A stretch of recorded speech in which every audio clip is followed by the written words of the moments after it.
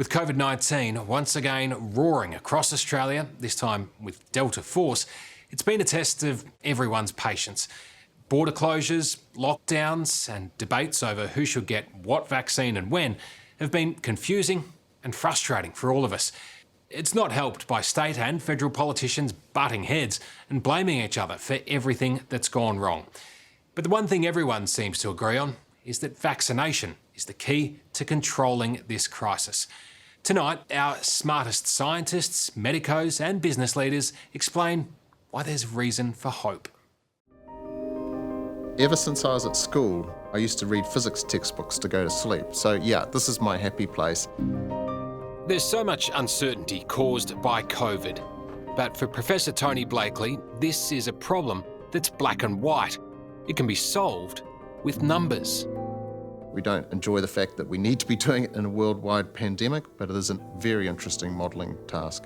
This epidemiologist at Melbourne University devotes just about every waking moment to solving the question that everyone in Australia is waiting for an answer to.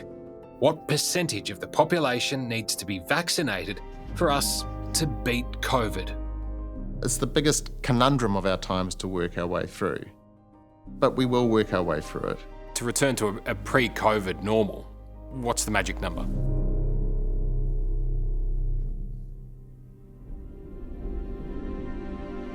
Until we get COVID under control, the world is in a holding pattern.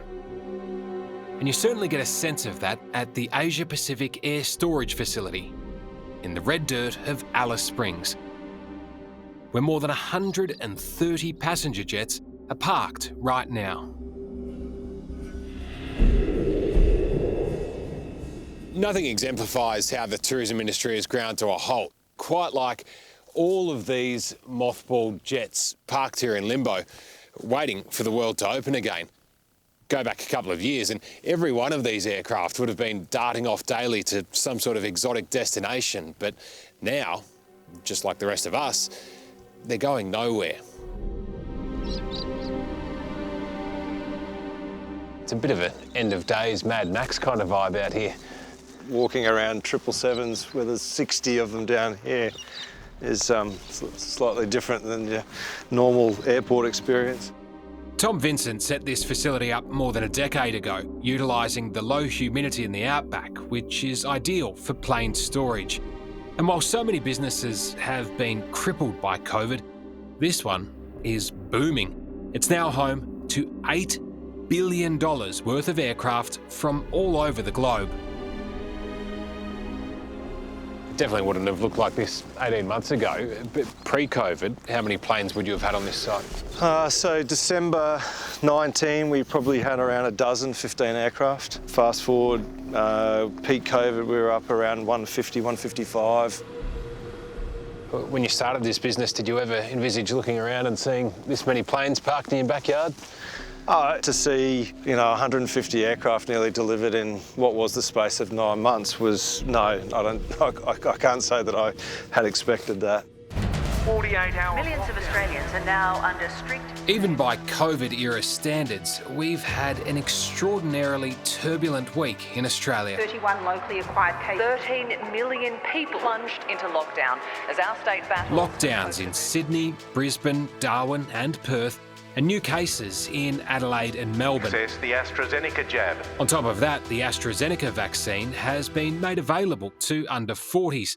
But even that has sparked bickering between governments and confusion in the community. I do not want under 40s to get AstraZeneca. By Friday, the Prime Minister accepted he needed to give Australians a clearer pathway out of this. I think gives all Australians encouragement. If we're looking at a pandemic as almost like the 12-hour clock, where are we at on the pandemic clock? Oh, wow. That's a really interesting way of thinking about it. I mean, to be honest, I think we're probably at half past. Really, we're only halfway through this one. Few members of the public knew Dr. Nick Coatsworth before this pandemic took hold. Now, though, he's one of the most recognisable faces in Australia. And the reason I say we're at half past is really because there's an emerging view, probably the dominant view now, that this is not going to be eradicated, that this is something that's going to circulate within the global community, that there will be variants emerging, that there will be vaccines that require modification, that boosters need to be given. So if it is a race or if it is a clock, then we're barely halfway through. By the sounds of it, it might never hit midnight. It may not. It may be a virus that keeps circulating, just like all the respiratory viruses that we have, like influenza, so on and so forth. Now that his term as Deputy Chief Medical Officer has ended, Dr Coatsworth has more freedom than ever to say what he really thinks. He tells us the Prime Minister's announcements on Friday were a long time coming. Lockdowns in the current phase to be only used as a last resort. And he goes one step further, suggesting as soon as you're fully vaccinated, you should be exempt from any stay-at-home orders and hotel quarantine. It's a different disease when you're vaccinated compared to when you're not vaccinated. And so our public health measures have to be changed accordingly, and they have to be less than snap lockdowns. They have to be less than school closures. And hotel quarantine has to go, and we need to move into a home quarantine setting, I think in 2022, for Australians who have been vaccinated. Dr Coatsworth says unvaccinated travellers and those returning from COVID-ravaged countries shouldn't quarantine in hotels, but at dedicated facilities, like the one at Howard Springs in the Northern Territory. Do you feel like this is the gold standard? People talk about it as the gold standard. I think we are incredibly lucky by the nature of this site. We are able to have residents sitting on balconies like we are now. It's really great for mental health to be outside a room. So there's all these layers of things, both the science and the medicine, and then the practicalities and the infrastructure of this site that come together to be the gold standard. Gabby Brown is in charge of the facility at Howard Springs, which has now been renamed the Centre for National Resilience. So you can see in the zones that we actually can do patrols on the outside. This is the first time a journalist has been allowed inside. But because infection control here is so tight, we can only enter an empty green zone, which is being cleaned before the next flight arrives. So where's the next plane load coming in here from? New Delhi. Does that make you a bit nervous, not knowing what's been happening there? No, not at all. If it made me nervous, I shouldn't be working here, you know. The centre has housed more than 8,000 returned travellers, with 127 of those testing positive to COVID-19 while in quarantine. But here's the proof: this facility does work. How many cases have you had of COVID-19 leaking into the community from this facility? None. That's pretty good when you compare it to other states. Yes, and I'm in a privileged position to be able to say that. And if I was to be incredibly transparent about it, is that there is a constant worry and a constant sense of pressure. And sometimes you lie awake at night thinking, you know, is it today? But so far, Gabby and her team have avoided disaster, unlike so many hotel quarantine facilities in other parts of the country, where leaks have crippled communities. As a result of those repeated failures, a number of states are now looking to set up their own dedicated sites, modelled on Howard Springs. There's things about hotel quarantine that obviously do not play out here. We don't have corridors, we don't have shared air conditioning units, and there would be a sense of envy about it, absolutely. For other states that are looking at setting up a facility like this, what do you say to them? Great idea. The thing about COVID is around about that social distancing and being able to create space and air and be in the fresh air, not only for good, infection control, but also for good mental health and good social well-being. You can hear birds in the background here, and then at night, when it's a clear night, you can see the stars. So it's quite a relaxing environment to be in. Sounds like you're working for the tourism department. I mean, it's not quite a holiday, but it is for people that are coming home. This is the place to be. This would be a very good place to be if you're coming home from the English winter, yes.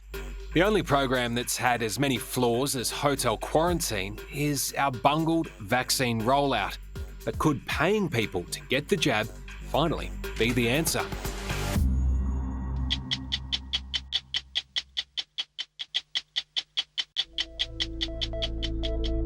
With the highly contagious Delta variant of COVID-19 spreading across Australia, all of a sudden vaccination hubs have been inundated with people urgently wanting to get the jab. It's a sad reality that an outbreak is what it's taken to get the issue front of mind for a lot of people. Embarrassingly, Australia is still sitting outside the top 100 countries in the world when it comes to the percentage of citizens fully vaccinated. We're way down the list behind any number of developing countries. Palestine, Equatorial Guinea, Cuba and Cambodia all have us covered. And when we're compared with other members of the OECD, the preeminent group of developed nations, Australia is dead last. With several cities in lockdown yet again this week, the urgent question is, why is Australia so far behind when it comes to the vaccine rollout? Is it an issue of supply or demand? Realistically, both are big problems. Certainly, vaccine hesitancy has been a major roadblock, and many believe Australia isn't doing enough to entice people to roll up their sleeves. How much of a problem do you think is this debate between people about what's your favourite vaccine? Look, I think it's a significant barrier to getting Australians vaccinated. And we know now with the real-world data from the UK, even for the Delta variant, that 2 doses of Astra gives you 92% protection from hospitalisation and death, and Pfizer 2 doses gives you 96% protection. That is equivalent. They are equivalent vaccines in terms of effectiveness. Despite all the debate around the AstraZeneca vaccine at the moment and the risk of blood clots, Dr Nick Coatsworth is an advocate of the contentious jab. We have to, as a community, accept the reality that it is a tiny, tiny risk. We're talking about 1 in a million of death, and tragically that has happened to 2 Australians. The medical community is much better at detecting the side effect of the Astra vaccine, much better than it was. My personal advice is it's no good having a vaccine sitting on the shelf. It needs to be in your arm, and I would counsel those Australians who are eligible for the AstraZeneca vaccine not to wait and to get vaccinated today. Thousands of GPs and Dr Coatsworth is the face of the government's vaccination campaigns, trying to quell concerns in the community. But even he concedes those ads aren't working well enough. The level of hesitancy does need to be combated a bit by more incentives than we've got on the table at the moment, which is effectively none.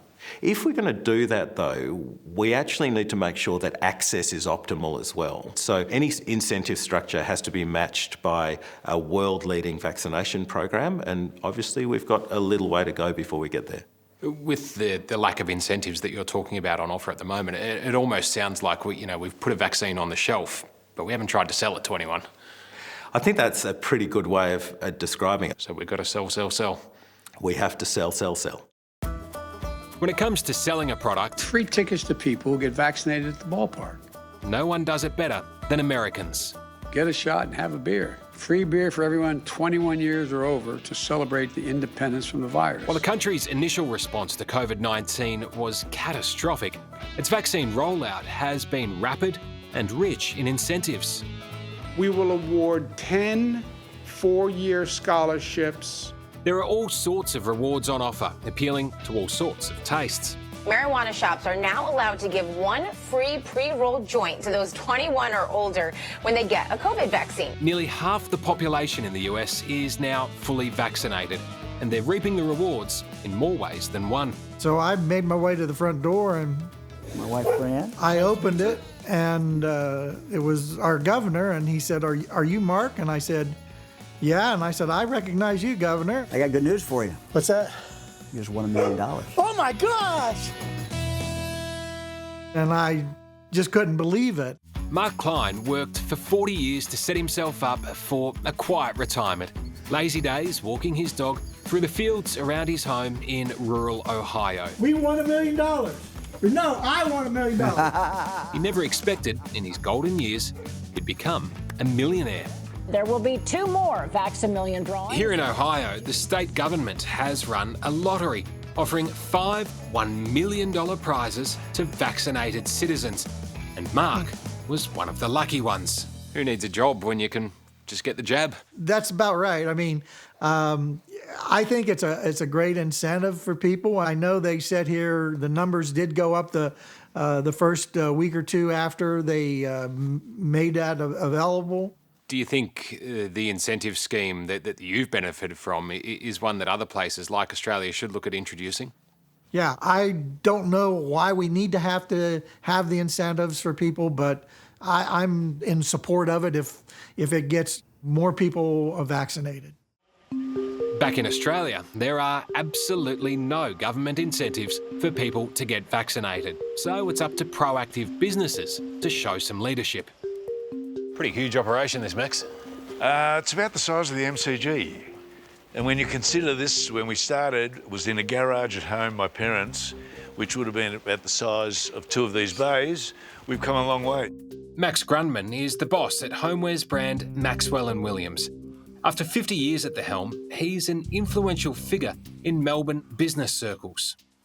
What's the pandemic and lockdown, after lockdown, done to business? Well, I think not only for business, but for us as human beings, these lockdowns are debilitating. There's no other way to put that, because they're unpredictable.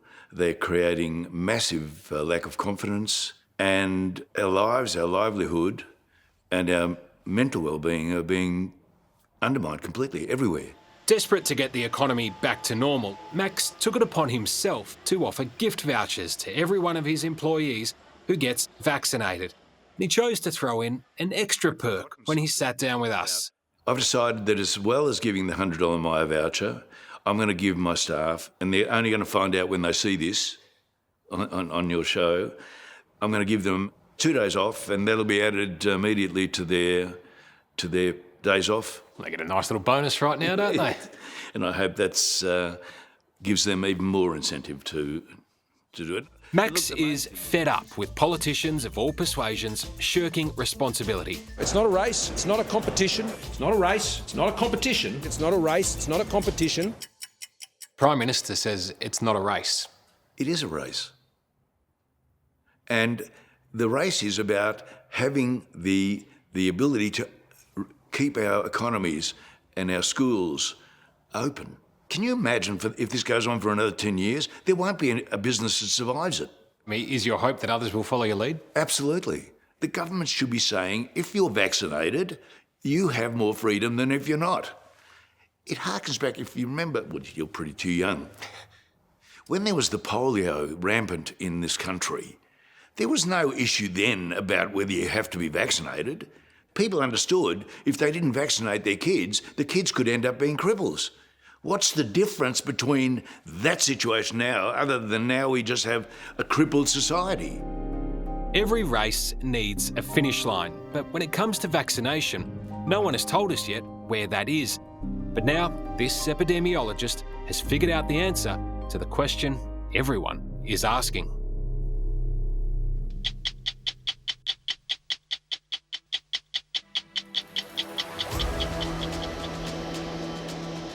For plane watchers, this is a rare sight in 2021, an international flight touching down in Australia. So on a 777 like this one, how many passengers are we talking? It really depends on the day. So the international arrival caps will vary into Sydney from about between 35 and 60, depending upon the day and depending upon the capacity they've got in hotel quarantines. Pre-COVID-19, Singapore Airlines had 5 full flights a day to Sydney. Now, this almost empty one is it. Their normally buzzing lounge inside the terminal looks like some sort of decommissioned relic. Seems a bit of a waste. This is the most action the Singapore Airlines lounge has seen in about 16 months. Yeah, it has. It's a bit depressing, to be honest with you, being in here and it being so silent and quiet. Carl Schubert is the head of public affairs for Singapore Airlines in Australia. What's COVID done to the aviation industry? Well, overnight we lost 98% of our capacity out of the air, and demand fell by about the same. Since then, we posted last year a $4.3 billion loss, the biggest in our history. We've written off 45 aircraft out of our fleet that we don't think we'll have a need for or fly again. So it's been a real struggle for us. Singapore Airlines is now flying more cargo than passengers. And like so many other businesses, it's desperate for the Australian government to set a target for vaccination numbers. Do you think there's a bit of a lack of clarity at the moment in terms of what airlines need to do to become operational again in Australia? I think airlines understand what we have to do, and we're doing it. I think what is lacking at the moment is a really clear plan as to how we can support government in their decision-making to reopen borders in a safe manner. So it sounds like you're basically saying to the government, we're happy to jump through the hoops. Just tell us what hoops to jump through. Yeah, we have for a while now been saying to government really clearly that we're here to help. And as an industry, what we would like to see is government come to us and say, okay, well, when we have X percentage of the Australian population fully vaccinated, and when the country we're connecting to has their population at X percentage fully vaccinated, well, that's when we would have a level of comfort in opening a travel corridor. On Friday, the Prime Minister recognised the whole country is hanging on those targets. Australia gets vaccinated, Australia is able to live differently. But he still hasn't said what the goal is. This is where Professor Tony Blakely, an epidemiologist at the University of Melbourne, comes into things, crunching the numbers to figure out how much of the population needs to be fully vaccinated before things get back to normal. His calculations will shock a lot of people. So if we were to somehow get back to pre-COVID through vaccination alone, it would need incredibly high vaccination rates, 90% plus for all adults and children to get there. And even that may not be enough. 90%, that's just never going to happen, is it? I think we can probably assume we won't achieve that. You don't think there's a way we can just vaccinate our way out of this pandemic? Nope, that's gone. What you mean there is we vaccinate, I throw my mask away, we tell all the contact tracers to go home, we're back to rugby scrums in the pub, and we're all safe. That's not happening. The highly transmissible Delta variant is what's caused Professor Blakely to set the bar so high. But the professor says all is not lost if we're willing to make some sacrifices. It's possible to revise his number down to a more achievable 70% if we persist with other restrictions for years to come. If you put 70% vaccination coverage of all adults and maybe children, ongoing mask wearing in appropriate environments, contact tracing, and occasionally going into restrictions like reducing the density in restaurants and pubs by half, and very occasionally having to dig deep into the toolkit for a lockdown, maybe a couple of weeks a year. That package should get us to a point where we're resilient for people coming into Australia without quarantine. But that point will only be reached maybe Easter next year if things go well, because we'll need to vaccinate the children as well, and maybe we'll have a virus that's even more infective by then. I hope not. With that 70% rate of vaccination, masks are here to stay. Absolutely. Masks are here to stay, public transport, busy indoor environments. Do you think the public will cop that? Well, if the public don't, and I'm part of the public, so I'm putting my public citizen hat on, what will happen is we'll see morbidity and mortality. It's as simple as that. The way you see it, it's unlikely we'd ever get to 90% of the population fully vaccinated, but I guess you'd love to be proved wrong. I'd love to be proved wrong, and where I hope I'm proved wrong is when we open up the borders and we're at something like 70% vaccination, people will see that this virus keeps popping up everywhere, and more of us will be incentivised to get vaccinated. For now, though, this is the normality much of the country is faced with on a regular basis. But with each lockdown, patience wears thinner. For business leaders like Max Grundman, the time has come for everyone to get the jab and get back to their jobs.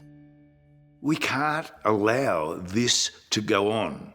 Our lives, our livelihood, our mental health are all dependent on not having lockdowns and giving us the degree of immunity necessary so that we can control it. In my opinion, only vaccination is going to do that. Let's find a way to get more vaccine here. And it is a race, and let's get it done fast. Hello, I'm Tom Steinfort. Thanks for watching 60 Minutes Australia. Subscribe to our channel now for brand new stories and exclusive clips every week. And don't miss out on our Extra Minutes segments and full episodes of 60 Minutes on 9now.com.au, as well as the 9Now app.